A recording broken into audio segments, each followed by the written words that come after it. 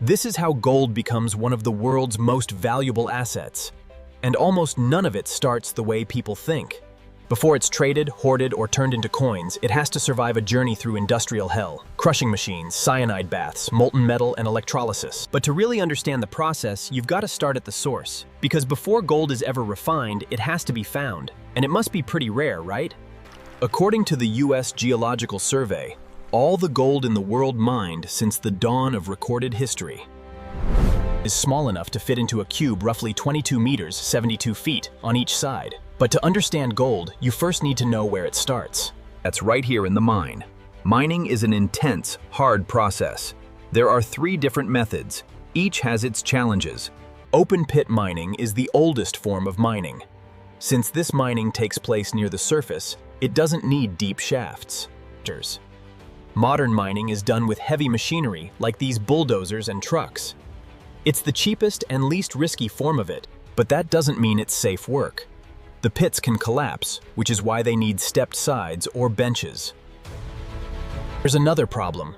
As you can see, these pits take up a lot of space, and they can severely disrupt the local ecosystem and communities. Also, most surface resources have been used up by now, which means mines typically need to go deeper. That's where underground mining comes in. Underground mines typically look like this, and just looking at it might make you nervous. Fortunately, the work is more automated than it used to be. More on that soon. Underground mining goes through 2 main stages. First, there's development, which removes rocks and other interfering components that don't have any value. When that's done, the miners can proceed to production mining, where the target resource, gold in this case, is excavated from the rock. Before any resources are taken, a coal seam or ore body examination must be used to figure out the exact deposit location. Mining is expensive, and this saves unnecessary work. Plus, it helps to prevent cave-ins. Other measures are taken to secure underground mines. Take a look at this. These are hoses blowing crushed limestone dust on the mine's walls. They're called rock dusters, and the dusty walls don't catch fire as easily. Then there are these roof bolters, which secure the mine's ceiling with safety jacks. Hydraulic machines force bolts into the roofs. This is done as another way to prevent collapse. Then there are the shotcrete machines like these, that spray the walls with a wet mixture to reinforce structural integrity. There are also new helpers, drones that can inspect places that would be dangerous for humans to go. The trucks, drills, and excavators you're seeing are also controlled remotely to make things safer. Now production mining can begin. If underground mining makes you too nervous though, this is the type of stuff you might have seen in movies. It involves rinsing and sifting unconsolidated minerals mixed with sediments. Placer mining is the simplest, but if you want to do it, you'll need to extensively survey the target area to figure out how much stuff is really there, and whether there's enough recoverable gold to sustain the operation. If there is higher concentrations of sediment, you'll need to do more to recover the gold. It helps to remember that most people in the California gold rush went bust. A typical gold mine will last for 10 to 30 years. During those years, the long, laborious process of extraction will typically transform rock and ore into a metallic alloy that's between 60 and 90% pure. But that's still not good enough. The gold bars you're seeing at the US Mint didn't come fresh from the mine, so what's next? They have to go through here first, the gold mill. There's a lot of heat and chemicals to be found here, to say the least. Without them, you'd never see those shiny gold bars, because even if it comes 90% pure from the mine, there are still substantial impurities in the ore. Look at these people, they look like they're shaving something. This is the first step for many sources of gold. It's through a process of size reduction, such as shedding or grinding, which increases the surface area for the other phases of processing. It also helps to further break apart the gold from the material it's lumped in with. After that, there are a few ways to go. One thing you can try if you're refining gold is cyanidation.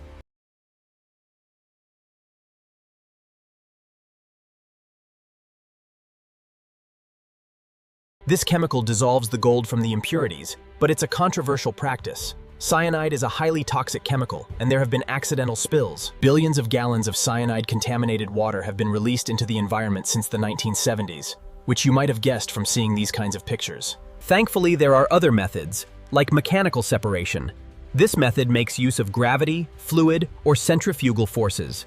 For example, watch this centrifuge spin. The ore in a centrifugal force field is composed of particles with different densities, which means they move differently under this force. The heavier, valuable metal naturally isolates itself from the useless rock. Spin it enough times and they'll naturally separate from each other. Darius sits. Since gold has a much higher density than the more common minerals it's lumped in with, it's easier to recover. But that's still not enough to create those gold. There's another refining step that's needed for almost total purity.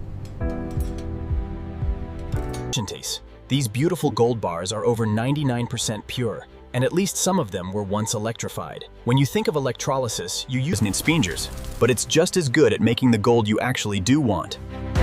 Electrolysis is the process where an electrical current flows between two In gold refining, hydrochloric acid serves as the electrolyte.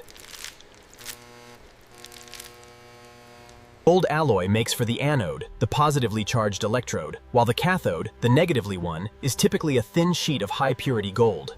The current between them ionizes the electrolyte, which increases the purity to 99.9%. This is called the Wohlwill process. If you're okay with settling for slightly less purity, like decimal points less, you can try a different method, the Miller process. It uses something you're probably more familiar with from a homework assignment you did back in school. If you paid attention in history class, you'll recall the horrific use of chlorine gas in World War I. Fortunately, there's a better way. The Miller process uses chlorine gas to pass through molten gold just like this. The gas triggers a chemical reaction that separates remaining impurities, which precipitate to the surface in the form of chloride and are then removed. Treatment takes about 90 minutes.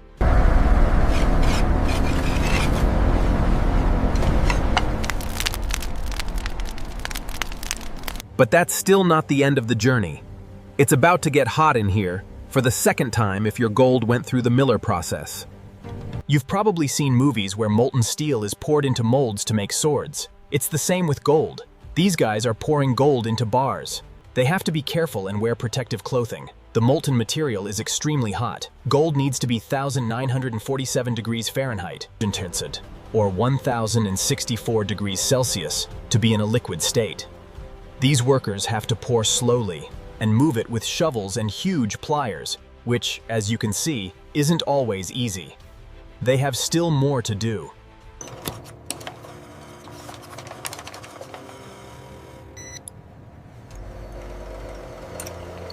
If the bar meets those standards, it will be stamped with a serial number and certification mark, ready to go out into the world at last. But that gold might not go out as a bar. Still more fire could be waiting for it. These are the gold coins coming from the US Mint. They're legal tender under the Gold Bullion Coin Act of 1985, but it's a long journey to get them. The Mint buys gold bars from the open market and does its own process of verifying the purity and authenticity of each one.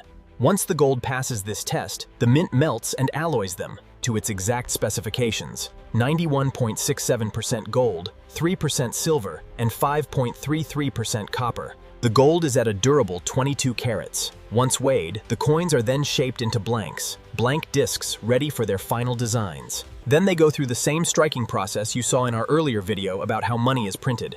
Once the job is done, they're ready to be shipped to authorized dealers. But you might be wondering, why go to all this trouble in the first place? Is tech about to disrupt gold like it's done to so many other things? Gold has been prized since ancient times for its beauty, and it's still seen as a good source of value, particularly as a bet against the sort of inflation we've all been dealing with. Governments stockpile gold. The United States has a bigger reserve than any other country. At 8,133.46 tons, worth $683.73 billion. The Denver Mint and the West Point Bullion Depository. The gold standard might be long gone, but America's reserve is still a hedge against economic turbulence. And helps to solidify its place at the center of the world's financial system. But is that about to end? Some people think cryptocurrency. The Bank of Singapore said so too. But gold has two things that cryptocurrencies and other digital assets don't: scarcity and a physical presence. You can't just create gold on a computer screen, at least not yet. Also, there's a lot of fraud.